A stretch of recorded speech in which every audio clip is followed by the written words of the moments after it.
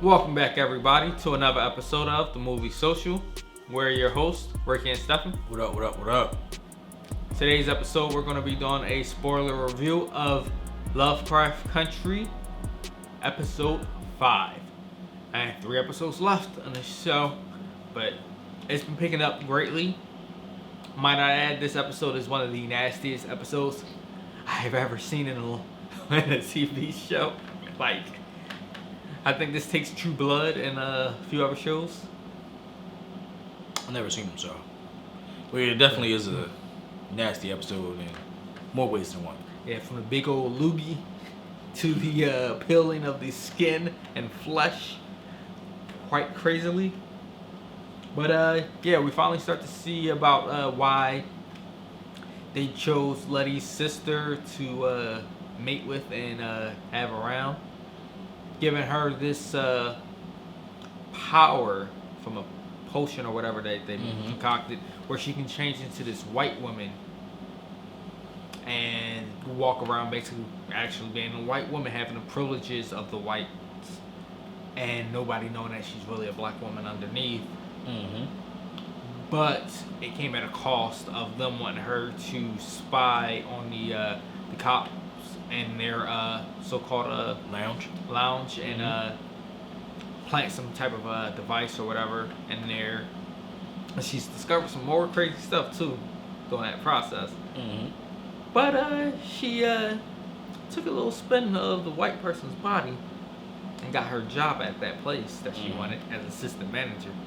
Only to quit though in the best fashion possible. But before we divulge into any further into any of these things, let's just talk about the ambiance of that scene at the end, having the TV in the background or foreground at one point, and the facial expressions going along with the motions of what was happening. That was genius. I was just like, yeah, that was genius. They on point, and then the music that they play in these episodes be on point. Can I divulge in that really quickly? Yeah. For the fact that this movie is done in the segregation, like heavy segregation, in 50s and the 60s. In the 50s and the 60s, when they're having certain scenes, they have modern music play. Yeah, like Cardi B a lot.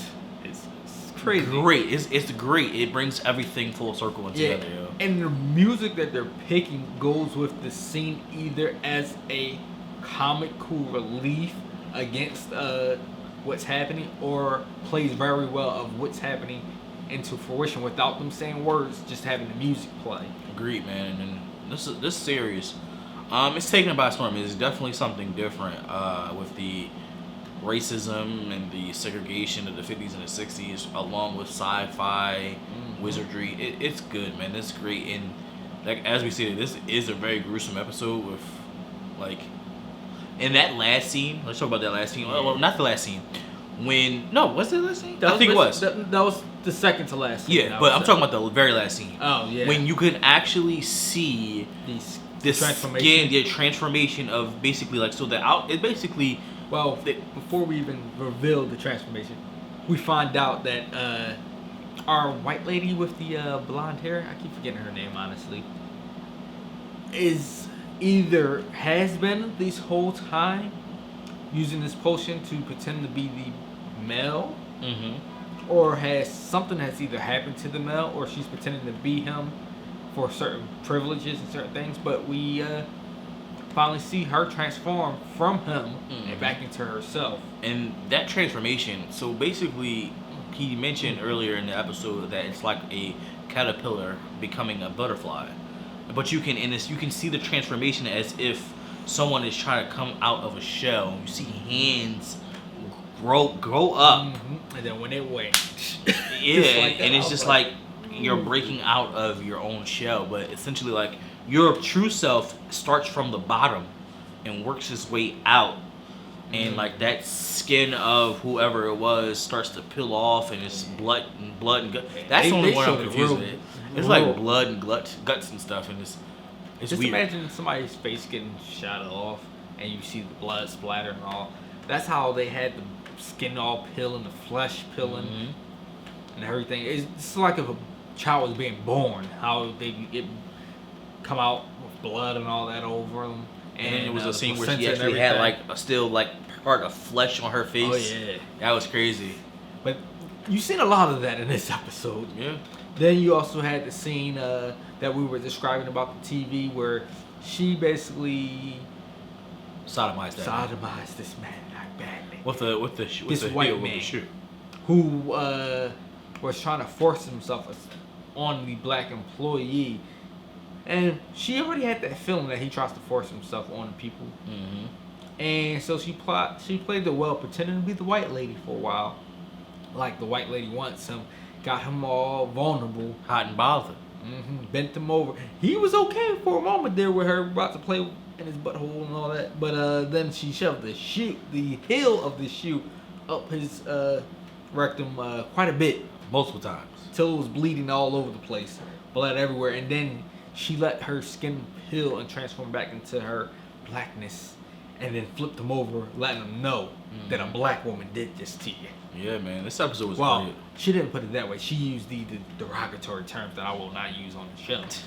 But yeah, man, this episode is great. This show is great in general. Mm-hmm. I cannot wait to see to these final episodes I have in store.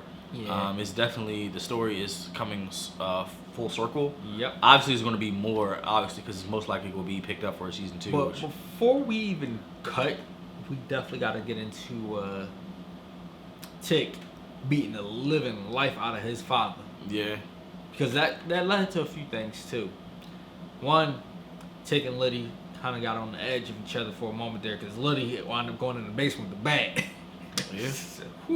Because Tick got out of his character for a moment with that. Because he realized what his father did. Yeah, he did realize that he killed her and all that and ruined their chances of deciphering the book. But we do wind up knowing he deciphered certain things and it led to the word die. Mm-hmm. And I forgot who he called, but I think it was over in Japan or whatever, or was it the white lady?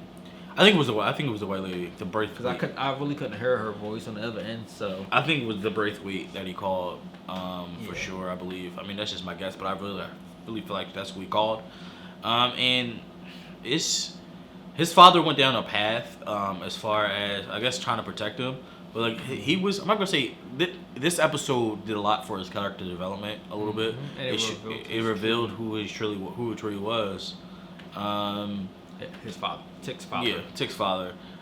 With the I guess he's a gay male, but he didn't. Well, I don't see. That's the thing. I think he's gay.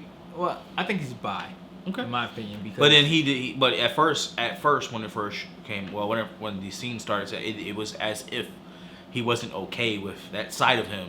Yeah, he was just doing it because he was hurting and all that, wanting to get out. But the graphical nature, not of the scene, but the nature of him preparing, I'm like, really, that big old loogie made me believe that his father is an alien.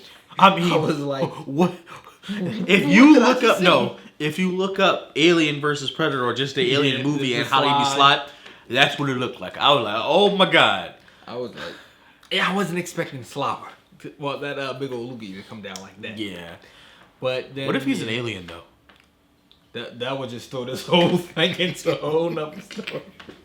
But we know there's creatures on the show. Yeah, that's what I'm saying. It could happen.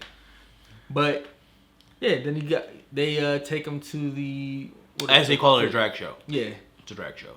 But honestly, I ain't gonna lie. That whole scene was just wow. Like it was nice put together. They was having a good time. Music and everything. It looked like a regular club. You never know anything else. Mm-hmm. Everybody was having a good time. And that's when everything came full circle for him for this episode because during their scene, he didn't want to kiss the gentleman, and he ended up kissing him. Mm-hmm. Everything came full circle. I mean, hey, you better love somebody that's loving you, especially when you got one eye open, one eye closed. After your own son beat the living hell out of you. But yeah, man, this series, man, I cannot wait to see how far it goes and what we have in store for the remaining episodes and possible many more seasons. Yeah, it really does divulge into a whole lot. It has something for everybody, I think, to really look at, especially given the times that we're living in. Yet still, it resonates very well. Mm-hmm. Big ups to Jordan Peele and J.J. Abrams for this, and big up to the whole cast because they are doing a phenomenal job with their acting.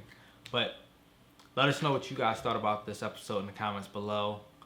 How did you handle the gore and the gruesomeness of this episode? Please let us know. And until next time.